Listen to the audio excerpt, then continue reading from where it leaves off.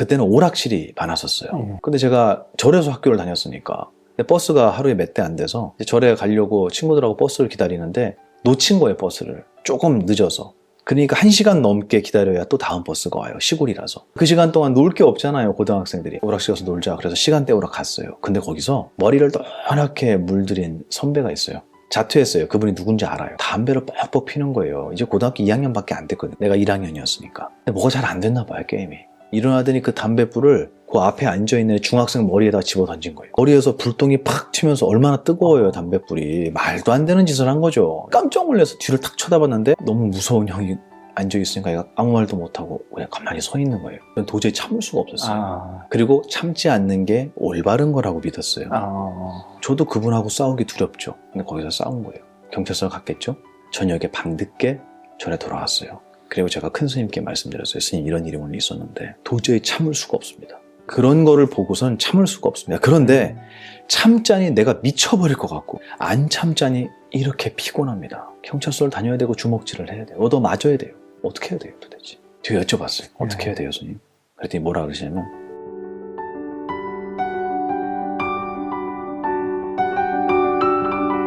고통을 공부로 바꾸는 기술, 역행보살이라는 말을 처음 듣는 분들이 많이 있으실 것 같아요. 그렇죠. 보살을 정의를 좀 해야 될 것 같은데, 보살이라고 하는 게 여러 가지 의미로 이제 번역이 되고 해석이 되긴 해요. 특히 대승경전에서의 보살의 의미가 좀 많이 다르긴 하지만, 제가 말씀드리는 건 이제 일반적인 한국 불교에서의 보살 이라는 의미로 봤을 때 보살은 경전에서 그렇게 표현이 됩니다. 부처님께서 중생을 교화하거나 설법을 하거나 하는 많은 일들을 하실 때 그 옆에서 부처님을 도와주는 존재들이다, 이렇게 얘기를 하는데, 그걸 인격체로 본다는 것은 제가 볼 때는 조금 무리수가 있어요. 그거를 인격체에 적용시킬 수는 있어요. 팀장님은 정말 공기 같은 사람이야 라고 얘기하면 있으나 마나한 사람이다, 있어도 모르는 사람이다, 하지만 꼭 필요한 사람이다. 제가 말실수를 했습니다.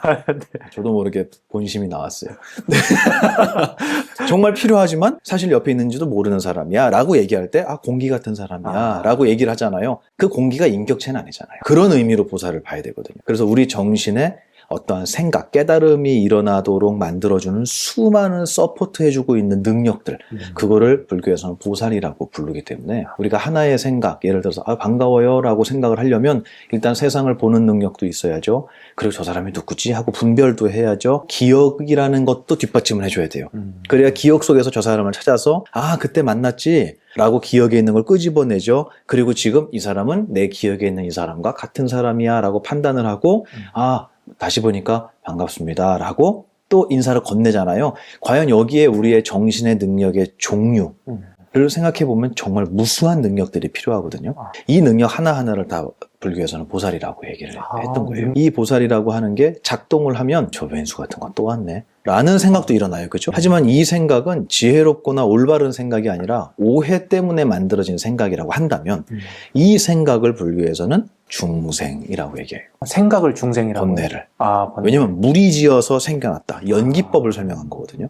어떤 인격체로 자꾸 생각을 하지 말고, 그것도 있지만, 그렇게 볼 수 있는 눈도 있지만, 제가 지금 말씀드리는 거는 우리의 생각 하나가 탄생하려면 수많은 보살들이 도와줘야 되는 거예요. 생각이라고 하는 것도 큰 의미에서 보면 깨달음의 일종이거든요. 좋은 깨달음이냐 나쁜 깨달음이냐, 수준이 높냐 낮냐, 뭐 이런 것만 있는 거지 재료는 다 똑같이 깨달음이거든요. 그러니까 하나의 생각이 탄생하기 위해서는 수많은 보살들이, 우리의 정신의 능력이 작동을 해줘야 된다는 거예요. 그러니까 이 하나의 생각이 일어나기 위해서 보살들이 작동을 하니 중생들을 누가 만들어냈다고 표현해야 되겠어요? 보살이 만들었다고요? 보살 작동을 해야지 중생이 태어나는 거니까. 우리의 하나의 생각이 일어나려면 수많은 정신의 능력이 움직여줘야 탄생을 하잖아요. 그래서 중생을 누가 만들어주냐면 보살들이 만들어준다고 경에는 표현이 되는 거예요. 하나의 중생이 태어나기 위해서는 수많은 불보살이 작동을 해야 되는 거예요.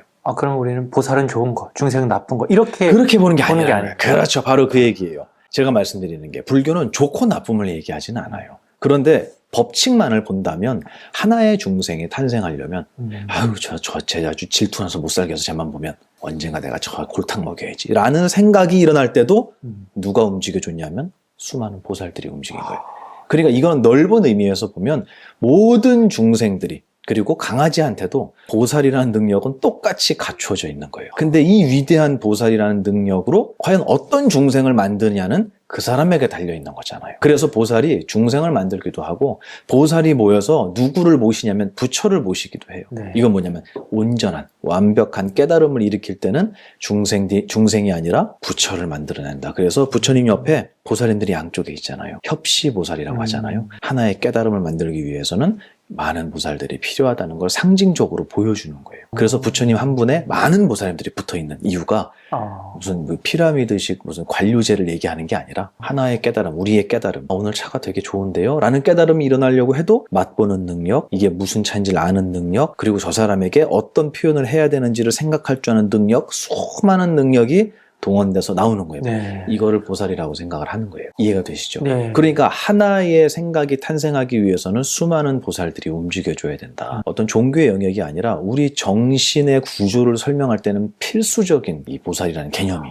나오게 되는 거죠. 시간이 지나면서 보살님들한테 이렇게 빌면 소원 들어주는 이런 식으로 불교가 이제 변해온 거예요. 실질적으로 그 보살의 의미는 그렇지는 않다. 인격체가 아니다. 그리고 이제 아까 말씀하신 역행이라고 했잖아요. 그 역행은 순행 보살의 반대말이에요. 순행은 흐름을 따라가는 보살이고 역행은 흐름을 거스르는 보살이에요. 그러니까 내가 되지 않을 것을 억지로 노력해갖고 이거는 죽어도 해야 돼 라고 노력할 때도 보살은 작동을 해주고 오늘 좀 쉬어야겠다 띵가띵가 하고 방에서 넷플릭스 보면서 놀 때도 보살은 작동을 하는 거예요. 어느 게 힘들겠어요? 안 되는 걸 하려고 노력할 때가 힘든 거잖아요. 네. 그때를 역행보살이라고 해요. 사실은. 아침에 눈이 안 떠지는데 막 애를 쓸 때도 그렇죠. 역행보살이 작동하는 거예요. 당연하죠. 똑같이 보살인데 거기에 이름을 그냥 붙인 거예요. 같은 보살들인데 같은 능력들인데 즐거울 때는 역행이라고 안 하죠. 네. 근데 이거를 지금 제가 어떻게 제가 설명을 했냐면 나에게 어려운 일이 닥쳤을 때 이 힘든 일을 보고 내가 좌절을 하거나 원망을 하거나 분노를 하게 되면 이 일이 지금 나의 기억에 어떤 씨앗으로 심기는지를 생각해 보는 거예요. 그래서 오늘 출근하다가 넘어졌어요. 그래서 무릎을 깠어요. 네. 아 정말 아침부터 정말 재수없네 이거. 야 넘어진 김에 회사를 그만둬야겠다 이렇게 생각할 수도 있잖아요. 그죠? 안 그래도 오기 싫은데. 근데 그게 아니라 넘어지고 나서 내가 넘어진 것 때문에 저 앞에서 교통사고를 피했을 수도 있어 라고 생각할 수도 있어요. 저는 행자생활 때 너무너무 힘들고 고생스러웠는데 그 순간 그 시절에는 그게 엄청나게 저에게 큰 고난으로 느껴졌어요. 그리고 제가 반드시 그걸 넘어서야 할 어떤 숙제처럼 느껴졌는데 지금 생각해보니까 그 시간, 힘들었던 그 시간이 없었다면 지금 이 자리에 있는 보만이는 없었겠죠. 그렇게 보면 내가 지금 행복하다면 과거에 힘들었던 일들은 다 이 행복을 위해서 있었던 거구나 라고 밖에 생각할 수가 없잖아요. 네. 그러면 그때는 힘들었다고 치자고요. 그럼 힘들었으면 이건 순행보살이에요? 역행보살이에요? 역행보살이죠. 힘듦으로 끝나면 사실 그걸 보살이라고 이름도 안 붙여요. 그냥 지긋지긋했어 이렇게 얘기할 거예요. 근데 그 힘든 일 때문에 지금 내가 편안하고 행복할 수 있다면 내 주변, 내 뒤에 있었던 내 지난날에 있었던 모든 아픔들은 전부 다 내가 행복하게 하기 위한 역행보살이었다라고 제가 설명을 드리는 거예요. 그러면 지금 행복한 게 뭐 너무 중요하겠는데요? 제일 중요해요. 그게 처음이자 마지막. 부처님께서 그러셨거든요. 이런 말씀을 비유를 드시는 거예요. 인도에도 지금의 어떤 유신론적인 종교 수행을 하신 분이 많이 있었거든요. 그리고 심지어는 그게 환생하고도 연결이 돼서 나는 죽은 다음에 천상에 태어날 거야 라는 것이 이 삶의 목표인 수행자들이 있었어요. 특히 고행주의자들은 자기의 몸을 정말 극도로 고통을 주어서 이 육신에 끄달리는 우리의 정신이 육신의 극한의 고통을 줌으로 해서 육신으로부터 독립적으로, 개별적으로 자유로워지는 것을 이 사람들은 목표로 삼는 거예요. 그렇게 수행하다가 죽으면 천상에 행복한 곳에 태어난다 이렇게 얘기를 하는 거예요. 천국이 있습니까? 라고 부처님한테 여쭤봐요. 제자가. 그랬더니 이렇게 비유를 하세요. 내가 어젯밤에 클럽 가봤죠, 부처님. 안 가봤어요? 안 가봤어요? 대답이 약간 늦게 나왔어요. 클럽 가서 신나게 놀았어요. 예를 들어 자랑하는 거예요, 우리 부살님이. 다음날, 야, 나 어제 클럽 가서 놀았는데 진짜 멋있는 남자하고 나 어제 밤새도록 놀았다? 이렇게 얘기한 거예요. 반응이 어때요, 그러면? 오, 누군데? 그 사람 누군데? 갔네. 다녀왔네. 정확히 알고 있잖아요. 진짜? 누군데 그 사람? 그 사람 어디, 키가 커? 아니, 몰라. 무슨 말이야? 키가 큰 줄 모른다는 게. 그 사람 집이 어디래? 몰라. 그 사람은 얼굴이 좀 밝어? 아니면 좀 구릿빛으로 약간 남성적이야? 얼굴 색깔이 어때? 몰라. 그 사람 이름이 뭐야? 몰라. 그 사람을 만났다라는 얘기 말고는 아무런 정보가 없는 거예요. 그 사람을 옆에서 다른 사람이 본 사람이 있어? 아니? 그 믿을 거야, 안 믿을 거예요? 믿기 힘들죠. 그게 천국이라 그러셨어요. 있다는 얘기는 들었지만 간 사람도 없고 그게 어디 있는지도 몰라요. 어디? 제가 이 얘기를 왜 하냐면 그렇기 때문에 천국을 부정하는 게 문제가 아니라 그게 문제가 아니라 지금 행복 안 하면 언제 행복하겠느냐라는 얘기를 하시는 거예요. 죽은 후의 행복을 위해서 우리의 삶, 지금이라는 삶을 고통으로 채워나간다는 것은 어려운 일이다. 그건 네. 맞지 않다. 그렇기 때문에 우리는 행복하려면 지금 행복해야 되는 거예요. 근데 우리는 내일의 행복을 위해서 지금을 고통으로 채우는 것에 되게 익숙해져 있어요. 그래서 아무리 오래 살아도 그 내일의 행복이 안 와. 올 것 같은데 안 와. 온 것 같은데 내가 기대했던 그 행복이 아닌 거예요. 이런 고통들을 겪게 되는 거예요. 그래서 지금 이 순간에 지금 촬영 우리 하고 있잖아요. 이 순간에 여기 지금 막 배 아프고 심장 아프고 이런 분 없잖아요. 그죠? 그리고 지금 막 전화 와갖고 가족 중에 누가 아프다고 연락받은 분도 없잖아요. 지금 이 순간에 이런 일을 우리가 할 수 있다는 자체만으로도 나에게 허락된 정말 최고의 행복이 아닌가라는 생각을 할 줄 알아야 되거든요. 근데 그걸 잊어버리고 사는 거예요. 그러니까 지금 내가 얼마나 행복한지를 느낀 사람은 지난날의 모든 나의 아픔, 힘든 일들은 나의 지금 이 행복을 위해서 있었던 거구나. 그래서 내가 이 법을 만났고 스승을 만났고 이 행복한 길에 들어섰구나라고 한다면 지난날의 모든 일은 역행보살이다. 조금 힘들긴 했지만 순리대로 가진 않았지만 하지만 그 일 때문에 지금 나의 행복을 얻었다면 그것이 바로 나의 역행보살이었다. 이렇게 제가 말씀을 드린 겁니다. 역행보살에 대해서 지금 이 순간과 연결되니 아무리 고생했어도 지금 불행하면 옛날에 행복했어도 지금 울잖아요. 그럼 울려고 행복했던 거예요.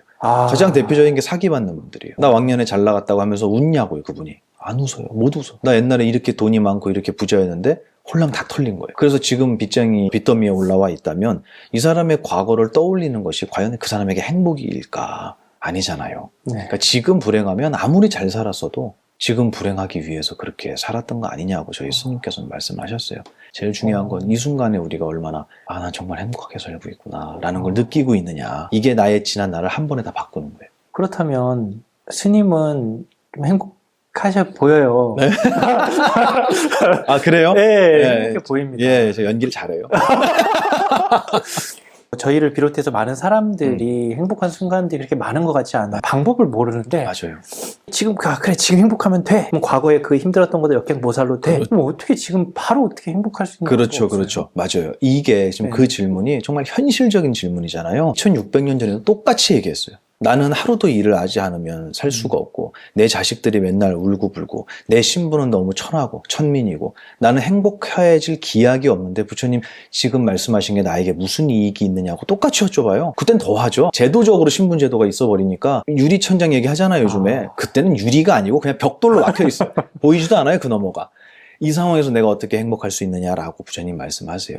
정말 중요한 게 뭐냐면 기본적으로 우리가 살고 있는 세상의 디폴트 기본값은 고통이에요. 그리고 이게 왜 고통입니까? 그럼 어쩌라는 겁니까? 죽으라는 겁니까? 이렇게 극단적으로 얘기하면 안 되는 이유가 이 세상을 누가 찾아왔냐면 내가 찾아온 거예요. 불교에서는 이 세상에 내가 태어난 이유를 우연이나 누군가가 점지해준 운명으로 태어난 게 아니라 내가 이 세상에 태어날 수밖에 없는 전생의 원인을 지었다라고 표현을 해요. 지금 내가 우리 부모님 밑에서 태어난 것도 역시 나의 업보예요. 그래서 부모님한테 내가 언제 나달라고 했냐고, 당신들 멋대로 놔놓고 왜 나한테 이렇게 힘들게 하냐라고 그렇게 반항하는 친구들이 있어요. 제가 그렇게 얘기해줘요. 나는 하나도 망가지지 않은 완전한 육체를 만들었는데 너는 뭔데 내 허락도 안 받고 그걸로 찾아 들어왔냐고 라고 얘기하셔야 된다. 나는 몸뚱이만 만들었지 정신을 만들 수는 없잖아요, 부모님이. 네. 완벽한 육체를 만들어줬는데 너 왜 허락도 안 받고 이렇게 말 안 들을 거면서 왜 차고 들어와갖고 나 이렇게 힘들게 해? 라고 얘기하시라고 제가 농담으로 이렇게 얘기했어요. 네. 제가 웃자고 하는 얘기지만 기본적으로 우리가 이 세상에 온 것은 나의 전생의 업보 때문이다. 네. 분명히 원인을 내가 지었다 라는 것을 부처님은 전제하세요. 하지만 어찌됐든 이 세상에 태어났는데 여기를 둘러보니까 여기는 고통이 가득한 세상이다. 인정하지 않을 사람이 있을까 싶어요, 저는. 네. 그리고 지금 인정하지 않으신다고 해도 제가 그분을 설득할 마음은 없어요. 왜냐하면 시간이 그분한테 증명해 줄 거예요. 늙음과 병듦과 죽음이라는 시간이 올 때 아, 이 세상은 정말 힘든 곳이구나. 그리고 이 세상이 어떻게 돌아가는지, 이 세상에 살고 있는 사람들이 서로를 얼마나 반목하고 서로가 잡아먹으려고 하는지, 그리고 돈이나 명예 앞에서는 양심이나 정의, 도덕, 윤리 이런 것들이 정말 휴지 조각이 되는지를 경험을 누가 시켜주냐면 시간이 시켜줄 거예요. 그리고 그 속에서 어떤 게 진짜 행복일까라는 고민을 그분이 당연히 하게 된다고 봐요. 그만큼 이 세상은 고통의 세상이다. 부처님은 고통이라는 것에 대해서 굉장히 상세하게 설명하세요. 네. 그러니까 이 불교를 모르는 분들은 야, 이거 다 때려치고 죽으라는 얘기인가 보다. 나 재밌는 일도 많았는데 왜 저렇게 말씀하시지? 그게 아니라 우리가 즐겁다고 이야기하는 거는 정말 유한적이라는 거예요. 그래서 뭐라고 표현하시냐면 내일의 행복을 위해서 지금을 고통으로 채워나가는 사람들은 고통의 시간은 길고 행복의 시간은 너무 짧더라는 거예요. 네. 그 경에 그대로 나와요. 고통의 시간은 너무 길어. 노력하는 시간은 너무 길고 행복이 있을지 모르겠지만 있다고 하더라도 그 행복은 너무 짧다라고 경에 나와요. 그럼 우리의 인생을 전체를 통틀어 봤을 때 내가 하기 싫은데도 노력하고 인내하고 억지로 했던 시간과 정말 행복해서 신나서 뛰어다녔던 시간하고 비교가 되겠냐고요. 이 물리적인 시간의 양이 비교가 안 되죠. 그만큼 이곳은 고통의 세상이다. 그러면 여기가 왜 고통의 세상이냐고 물어서는 안 돼요. 제가 그걸 여쭤봤거든요, 큰 스님께. 네. 그랬더니 뭐라 그러셨냐면 옛날에 그런 일이 있었어요. 제가 고등학교 때 싸움에 한번 붙은 적이 있어요. 아, 이게 방송에 나가도 되는지 모르겠는데 또 학폭 또 걸려갖고 때리진 않았습니다. 너무 부조리한. 왜냐하면 그때는 오락실이 많았었어요. 네. 근데 제가 절에서 학교를 다녔으니까 근데 버스가 하루에 몇 대 안 돼서 이제 절에 가려고 친구들하고 버스를 기다리는데 놓친 거예요, 버스를. 조금 늦어서. 그러니까 1시간 넘게 기다려야 또 다음 버스가 와요. 시골이라서. 그 시간 동안 놀 게 없잖아요. 고등학생들이. 오락실 가서 놀자. 그래서 시간 때우러 갔어요. 근데 거기서 머리를 노랗게 물들인 선배가 있어요. 자퇴했어요. 그분이 누군지 알아요. 담배를 뻑뻑 피는 거예요. 이제 고등학교 2학년밖에 안 됐거든요. 내가 1학년이었으니까. 근데 뭐가 잘 안 됐나 봐요, 게임이. 일어나더니 그 담배불을 그 앞에 앉아있는 중학생 머리에다 집어 던진 거예요. 머리에서 불똥이 팍 튀면서 얼마나 뜨거워요, 담배불이. 말도 안 되는 짓을 한 거죠. 깜짝 놀라서 뒤를 탁 쳐다봤는데 너무 무서운 형이 앉아있으니까 얘가 아무 말도 못하고 그냥 가만히 서 있는 거예요. 이 상황이 됐어요. 팀장님 어떻게 하실래요? 그걸 봤어요, 앞에서. 불의를 보면 꼭 참아야 되는 거예요. 저는 도저히 참을 수가 없었어요. 그리고 참지 않는 게 올바른 거라고 믿었어요. 저도 그분하고 싸우기 두렵죠. 근데 거기서 싸운 거예요. 경찰서 갔겠죠? 저녁에 밤늦게 절에 돌아왔어요. 그리고 제가 큰 스님께 말씀드렸어요. 스님, 이런 일이 오늘 있었는데 도저히 참을 수가 없습니다. 그런 거를 보고선 참을 수가 없습니다. 그런데 참자니 내가 미쳐버릴 것 같고 안 참자니 이렇게 피곤합니다. 경찰서를 다녀야 되고 주먹질을 해야 돼요. 얻어 맞아야 돼요. 어떻게 해야 돼요, 도대체? 제가 여쭤봤어요. 어떻게 해야 돼요, 스님? 그랬더니 뭐라 그러시냐면 너 거기 안 가면 돼, 그러시는 거예요. 원래 그런 것이. 원래 불량한 친구들이 오고 담뱃불을 나보다 약한 애 머리통에다 집어 던지는 일이 비일비재한 그런 곳이에요. 누가 찾아갔죠? 내가 찾아갔어요. 그래놓고 스님 여기를 어떻게 바꿔야 되냐고 묻는 거예요, 지금. 그래서 뭐라고 비유를 들으셨냐면 너가 비행기 타고 아프리카에 가서 야, 여기가 사람 살만한 곳이냐, 이게? 이렇게 더워서 어떻게 살아? 저 사람 너무 불쌍해. 그러니까 나 이 아프리카를 좀 시원하게 만들어야겠어. 가능하겠냐, 그러시는 거예요. 이 세상이 고통의 세상이라고 이야기하시는 것은 여기가 정말 힘든 것이고 나는 어떻게 살아야 행복할 수 있을까? 이 힘든 세상에서 원래 다 그런 거야 라는 말 말고 어떻게 하면 이 속에 사는 사람들을 조금이라도 행복한 길로 이끌 수 있을까라는 생각을 하는 마음이 넓은 큰 위대한 스승의 길로 안내하기 위해서 부처님이 설명을 하시는 거예요. 이렇게 힘들어. 너만 힘든 거 아니야. 다 힘들어. 그러니까 이 힘들지 않은 법을 공부하면 너는 이걸 어떻게 해야겠어? 나가서 사람들에게 전해야 되지 않겠어? 이 세상을 맑히기 위해서 노력을 하셨던 거예요. 제가 드리고 싶은 말씀은 뭐냐면 원래 이것은 그런 곳이에요. 그럴 수밖에 없어요. 우리가 거기로 왔어요. 그러니까 아무리 노력해도 세상이 바뀌겠습니까? 정말 어려운 일이에요, 이거는. 정말 어려운 일입니다. 어려운 일이에요. 아무리 우리가 이 말씀을 공부하고 자유로워져도 세상은 안 자유로워요. 그래, 모든 거는 소리고 그래, 난 아무렇지 않아 해도 나한테 해코지 하는 사람을 막을 수는 없어요. 이 세상은 그런 곳이에요.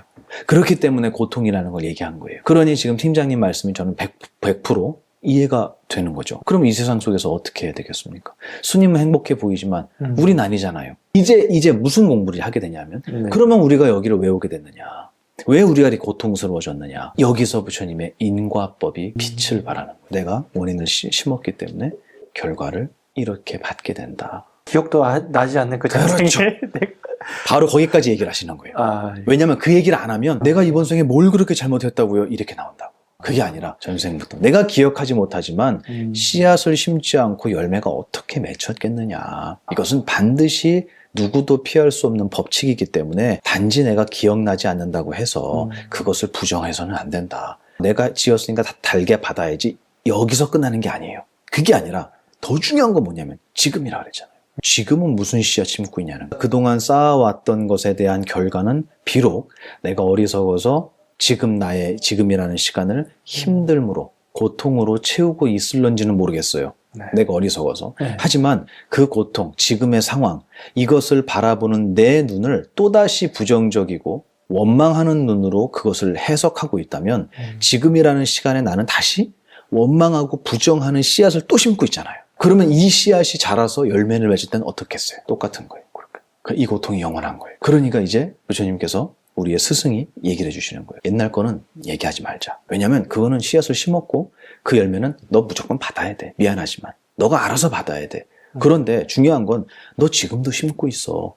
그럼 지금 심는 거는 옛날 같은 거 심으면 안 되지 않겠어? 라는 얘기를 해주시는 거예요. 정말 감사한 얘기예요, 이거는. 네. 그러니까 질문이 달라져요, 이제. 저는 왜 이렇게 고통스럽습니까? 전생에 뭔 죄를 졌길래? 이 질문에서 그럼 부처님 저는 지금 올바른 씨앗을 심고 있습니까? 라는 질문으로 바뀌는 거예요. 이제 지금에 대한 질문을 하기 시작하는 거예요. 그래서 제가 이런 말씀을 드릴 때도 내가 어리석어서 지난날 살아왔던 것에 대한 결과는 그래 내가 감내해야 돼 라는 저는 용기를 가지셨으면 좋겠어요. 몰랐으니까 우리가. 나빠서가 아니고 몰랐기 때문에 지금 이 모양으로 살았던 거예요. 하지만 앞으로도 그럴 수는 없잖아요. 그러니까 지금 이 순간에 내가 이 자리, 지금이라는 이 자리를 어떤 눈으로 바라보고 어떤 씨앗으로 그것을 해석해서 심을 것이냐는 나에게 달려있는 거예요. 그래서 누군가가 나한테 안 좋은 소리를 했을 때 조현수 같은 건 내가 언제 복수할 거야 라는 씨앗을 심을 건지. 마음으로라도. 당연하죠. 네. 당연하죠. 네. 그리고 넘어졌다 그러면 막 좋아하잖아요. 뒤에 가서 화장실 가서 웃잖아요. 혼자. 네. 힘이 있는 것 같아. 그게 아니라 아. 그런 씨앗 말고 정말 세상을 위해서 내가 무엇을 할 수 있을까라는 큰 마음을 갖는 씨앗도 씨앗이거든요. 과연 그것의 열매는 어떨 것인가. 누구라도 수행자의 씨앗을 심었으면 좋겠다 네. 라는 얘기를 해요. 이건 종교하고 상관없이 내가 지금 어떤 말을 하고 어떤 행동을 하고 어떤 마음가짐을 갖고 있느냐, 그걸 불교에서 삼업이라고 하잖아요. 신구의 삼업을 지금 내가 어떻게 닦고 있지? 내가 누구 욕하고 있나? 원망하고 있나? 내가 방금 말 이상하게 한 것 같은데? 나 말 이렇게 하면 안 되는데? 이거는 세상을 보는 게 아니라 나를 보는 거잖아요. 수행자라고 하지 않습니까? 모두가 자기를 돌아보는 수행자가 됐으면 좋겠어요. 그러면 여기에 10명이 있는데 10명이 각자 자기를 본다면 여기는 세상을 바꿔야 할 이유가 없어요. 이미 바뀌어 있어요. 근데 나는 안 변하고 세상을 바꾸려고 해요, 사람들이. 그 바뀌겠냐고. 그 사람들도 똑같거든요. 자기는 안 바뀌고 남을 바꾸려고 하고 있거든요. 네. 끝없는 전쟁이에요, 여기. 그게 아니라 모든 구성원들이 자기가 변하려고 노력한다면 그런 사회에서는 세상을 바꾸려는 노력은 필요가 없어요. 이미 바뀌어 있어요. 저는 그거를 꿈꿔요. 그래서 이거는 어떤 불교의 부처님 믿어야 된다 이런 얘기가 아니라 우리가 그동안 어리석어서 잘 몰랐기 때문에 함부로 내디딘 발걸음 때문에 나에게 지금 힘든 일이 왔다면 이거를 조금 더 지혜롭게 바라보고 어떻게 하면 나의 내일은 나의 오늘보다 더 행복해질 수 있을까? 아, 그것은 지금에 달려있는 것이구나. 그러면 지금 내가 어떻게 행동하고 있는지를 잘 돌아봐야겠구나 라고 생각한다면 이 사람은 수행자예요. 과거에 대한 얘기, 미래에 대한 얘기, 그것보다는 현재 지금에 대한 얘기가 중요하다라고 말씀드린 거고, 행복하지 않은 저희들은 어떻게 해야 됩니까? 라고 물어본다면 지금이라도 시작하라고. 지금이라도 심기 시작해라. 저는 꼭 말씀드리고 싶어요. 난 이미 틀렸어 이러지 마시고.